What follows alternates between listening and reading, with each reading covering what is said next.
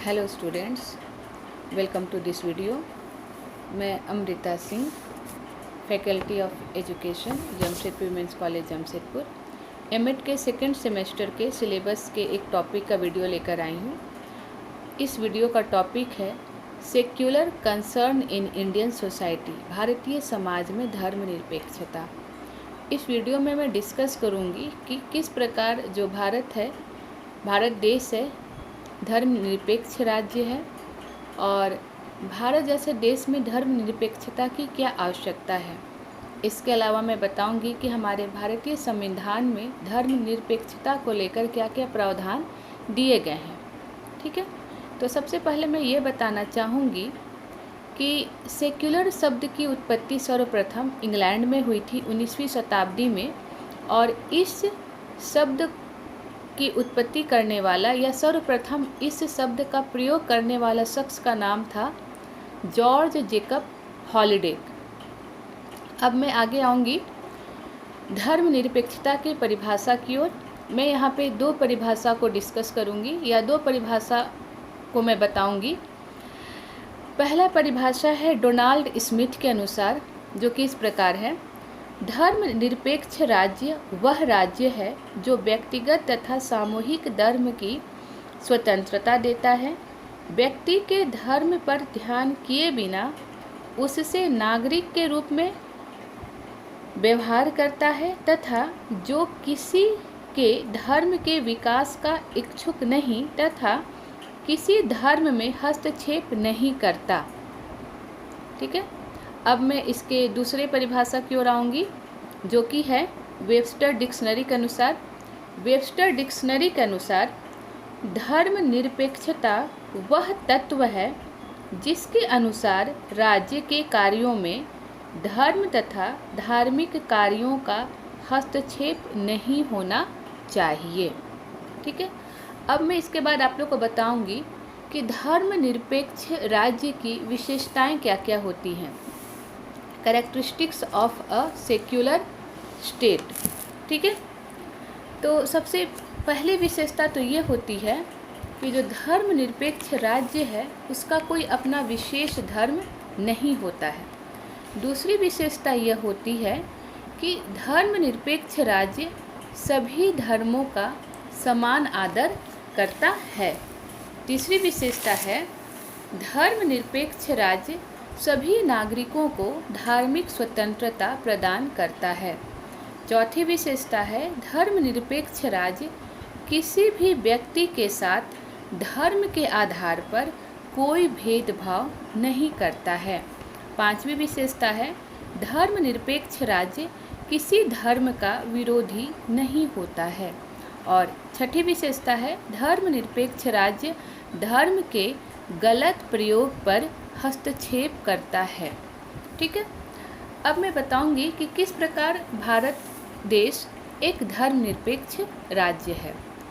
तो हम सभी जानते हैं कि भारतीय संविधान के अनुसार धारा 25 में यह कहा गया है कि भारत के सभी नागरिकों को अपने अपने धर्मों की मानने की स्वतंत्रता है तथा इसे मौलिक अधिकार के रूप में भी शामिल किया गया है। इसके अलावा भारतीय समाज में सभी धर्मों के लोग समान रूप से समान अधिकार एवं समान अवसर के साथ रहते हैं। सभी धर्मों को समान अधिकार दिए गए हैं। यहाँ पे जो जितने भी शैक्षिक संस्थान हैं जो कि राज्य के द्वारा वित्त पोषित हैं या राज्य की निधि से सहायता प्राप्त करते हैं, वहाँ पर नामांकन को लेकर किसी भी व्यक्ति या बालक के साथ धर्म के आधार पर कोई भेदभाव नहीं किया जाता है। या फिर जितने भी शिक्षण संस्थान हैं जो कि सरकार द्वारा वित्त पोषित हैं या सरकार से सहायता प्राप्त करते हैं, वहाँ पर धार्मिक शिक्षा नहीं दी जाती है। ठीक है, अब मैं आऊँगी अपने भारतीय संविधान के अनुसार कि भारतीय संविधान में किस प्रकार धर्मनिरपेक्षता को लेकर के क्या क्या प्रावधान दिए गए हैं।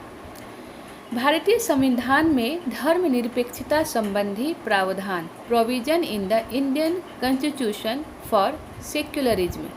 ठीक है, तो सबसे पहले तो मैं बात करूंगी हमारे संविधान की प्रस्तावना के बारे में।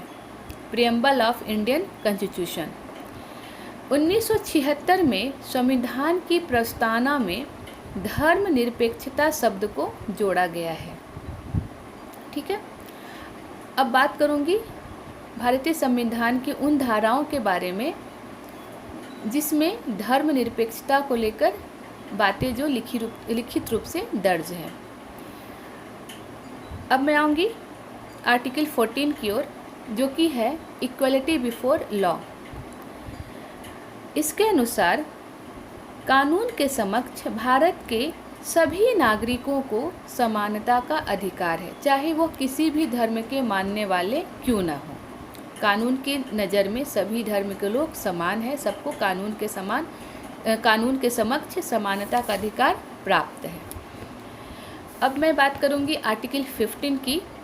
आर्टिकल 15 के अनुसार राज्य किसी भी व्यक्ति के विरुद्ध धर्म, मूल वंश, लिंग, जाति अथवा जन्म स्थान के आधार पर कोई भेदभाव नहीं करेगा।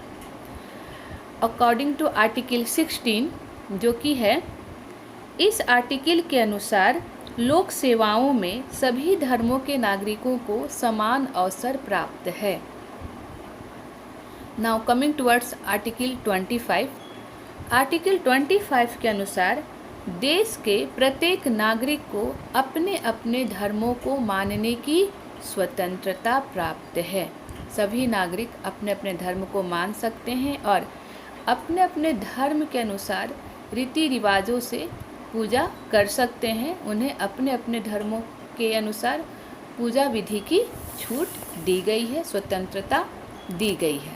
ठीक है, अब मैं आती हूँ आर्टिकल 28(1) के अनुसार। आर्टिकल 28(1) के अनुसार किसी भी शिक्षण संस्थान में जो कि राज्य से सहायता प्राप्त करती हो अथवा राज्य निधि से पोषित हो, वहाँ पर किसी भी प्रकार की धार्मिक शिक्षा नहीं दी जाएगी। ठीक है, इसके अलावा भारत जैसे देश में इस देश का कोई भी अपना धर्म नहीं है। जो राज्य है वो धार्मिक पक्षपात से ऊपर है। ठीक है, अब मैं डिस्कस करूंगी कि भारत में धर्मनिरपेक्षता की क्या आवश्यकता है। भारत में धर्मनिरपेक्षता की आवश्यकता, need of secularism in India. तो पहली आवश्यकता तो यह है कि भारत एक बहुधर्मी देश है। India is a multi religion country.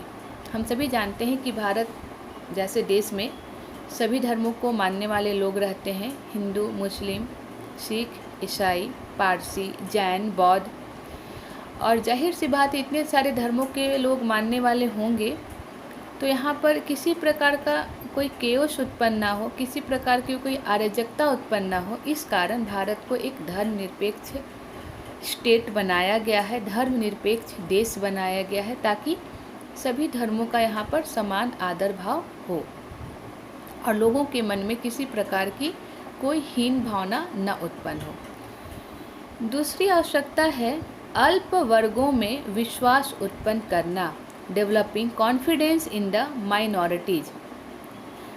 हम सभी जानते हैं कि जो मुस्लिम धर्म है, क्रिश्चियन धर्म है, पारसी हो, जैन हो, बौद्ध हो, इनको माइनॉरिटीज़ में रखा गया है।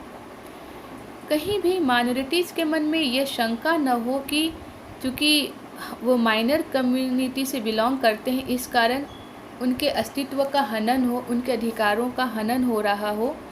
इस कारण भी भारत में धर्मनिरपेक्षता लागू किया गया है कि जो अल्पसंख्यक वर्ग हों उनके मन में किसी प्रकार का कोई अविश्वास उत्पन्न ना हो, उनके अस्तित्व को लेकर के, उनके जीवन को लेकर के। ठीक है, तीसरी आवश्यकता है समाजवादी राज्य की स्थापना करना, तो इस्टेब्लिश अ सोशलिस्ट स्टेट। ठीक है, भारत जैसे देश में हम लोग समाजवादी राज्य की आशा करते हैं। तो समाजवादी राज्य की स्थापना में जहाँ पर सबको समानता का अधिकार दिया गया है, सबको समानता के भाव से देखा जा रहा है, तो वहाँ पे सभी धर्मों का समान सत्कार हो, सभी धर्मों का समान आदर हो। इस कारण भी भारत जैसे देश में धर्मनिरपेक्षता अति आवश्यक है। इसकी चौथी आवश्यकता है लोकतंत्रात्मक राज्य की अवधारणा, कॉन्सेप्ट ऑफ डेमोक्रेटिक स्टेट।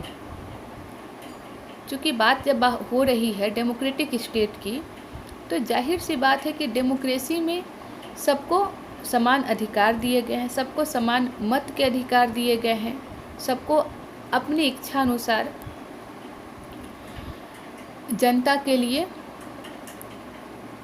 उम्मीदवार चुनने का अधिकार दिया गया है। तो जब तक ये समानता का अधिकार जब तक नहीं आ पाएगा, जब तक कि हम भारत में सभी धर्मों के लोगों को समान भाव से नहीं देखेंगे, सभी धर्मों के लोगों को एक समान अधिकार नहीं दिया जाएगा, तो लोकतांत्रिक देश की सफलता के लिए एक अनिवार्य शर्त है कि वहाँ पर राज्य को धर्मनिरपेक्ष राज्य बनाया जाए। ठीक है। अब लास्ट जो हमारी आवश्यकता है, सांप्रदायिकता के विष का उपचार करना, removing the venom of communalism. जैसे आप सभी जानते हैं कि भारत जैसे देश में कुछ छोटे नेता ऐसे होते हैं जो अपनी दुकान चलाने के लिए हम कह सकते हैं कि कम्युनलिज्म को बढ़ावा देते हैं, सांप्रदायिकता को बढ़ावा देते हैं। तो इस सांप्रदायिकता जैसी बीमारी को खत्म करने के लिए भी भारत जैसे देश में धर्मनिरपेक्षता अति आवश्यक है। ठीक है। अब मैं बात करूंगी कि भारत में धर्मनिरपेक्षता के विकास में क्या क्या बाधाएं उत्पन्न हो रही हैं।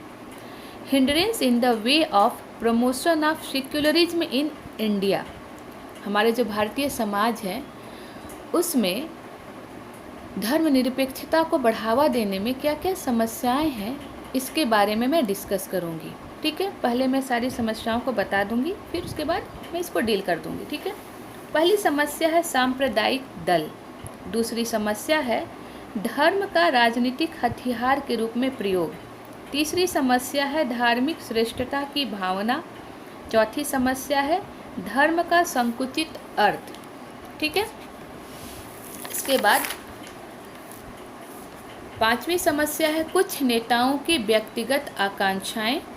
छठी समस्या है सहन शक्ति का अभाव।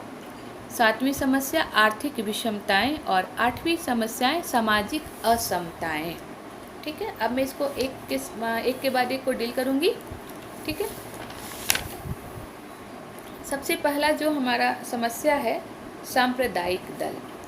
आप सभी जानते हैं कि भारत जैसे देश में कुछ सांप्रदायिक दल ऐसे हैं जो अपनी आकांक्षाओं के चलते खुद को आगे बढ़ाने को लेकर के कुछ ऐसी गलत राजनीति करते हैं, जिसके कारण भारत में जो सेकुलरिज्म है, धर्मनिरपेक्षता है, बहुत अधिक आगे नहीं बढ़ पा रहा है, धर्मनिरपेक्षता में बाधा उत्पन्न कर रही है।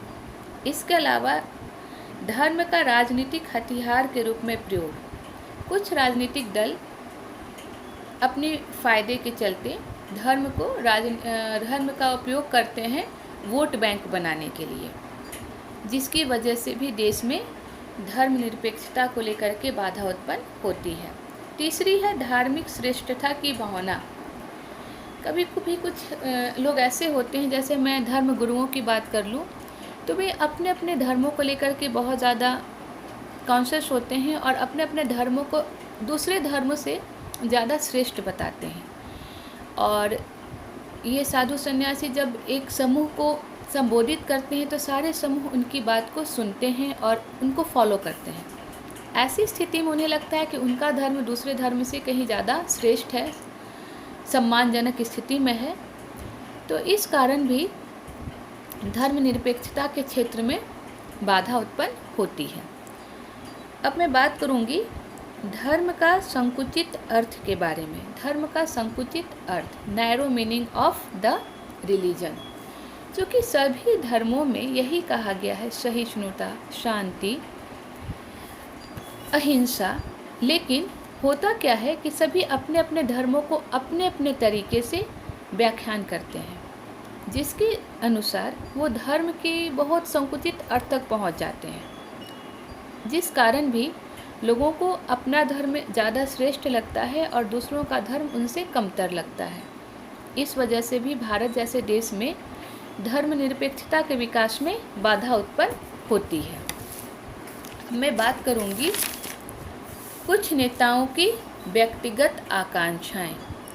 बहुत से ऐसे छोटे भैया नेता होते हैं जो कि अपने व्यक्तिगत आकांक्षाओं को पोषित करने हेतु इस तरह की राजनीति करते हैं कि जिससे सांप्रदायिकता को बढ़ावा मिलता है और इससे क्या होता है कि धर्मनिरपेक्षता के विकास में बाधा उत्पन्न होती है। मैं बात करूंगी सहन शक्ति का अभाव, लैकिंग ऑफ टॉलरेंस। क्योंकि अभी स्थिति ऐसी है, वर्तमान स्थिति की अगर बात करी जाए तो यहाँ के जनमानस में थोड़ी सी सहन शक्ति की अभाव है। लोग जल्दी एक दूसरे से उग्र स्वभाव में बात करते हैं, तुरंत ही उग्र हो जाते हैं और सहन शक्ति की कमी पाई जाती है, जिसके कारण भी जो धर्मनिरपेक्षता है उसके राह में बाधा उत्पन्न होती है। इसके अलावा एक पॉइंट है आर्थिक विषमताएं। हम सभी जानते हैं कि भारत जैसे देश में आर्थिक विषमताएं बहुत अधिक है। अमीर और अधिक अमीर होते जा रहे हैं, गरीब और अधिक गरीब होते जा रहे हैं। वैसे लोग जो आर्थिक दृष्टि से अत्यंत पिछड़े हुए हैं, वहाँ पर धार्मिक कट्टरता बहुत अधिक पाई जाती है। वे धर्म को बिना किसी तरह से सोचे समझे उसके मतलब को जाने बिना उसको फॉलो करते हैं और आगे बढ़ने के अवसर उनको इस प्रकार से नहीं मिल पाते। इस कारण भी भारत जैसे देश में सांप्रदायिकता को बढ़ावा मिलती है। ठीक है, अब मैं बात करूंगी सामाजिक असमताएं। जिस प्रकार से आर्थिक विषमताएं धर्मनिरपेक्षता में बाधा डालती है, उसी प्रकार सामाजिक असमताएं भी धार्मिक निरपेक्षता में बहुत बड़ी बाधक है। समाज में विभिन्न किस्म के लोग होते हैं और वैसे लोग जिनकी सामाजिक स्थिति थोड़ी कमज़ोर होती है, समाज में उनकी स्थिति बहुत अच्छी नहीं होती है, तो वैसे लोग भी धर्म को लेकर के बहुत अधिक कट्टर होते हैं। वो मानवता इत्यादि जैसे सहिष्णुता जैसे शब्द से बहुत अधिक नहीं अवगत होते हैं और धर्म को लेकर वो बैठे रहते हैं। ऐसी स्थिति में भी धर्मनिरपेक्षता की राह में बाधा आती है। ठीक है, ओके, थैंक यू। इस वीडियो में अब तक के लिए इतना ही। नेक्स्ट वीडियो में बतलाऊंगी कि धर्मनिरपेक्षता के विकास के लिए क्या क्या शैक्षिक प्रयास किए जा रहे हैं या फिर क्या क्या एजुकेशनल एफर्ट लगाए जा रहे हैं। Okay, thank you.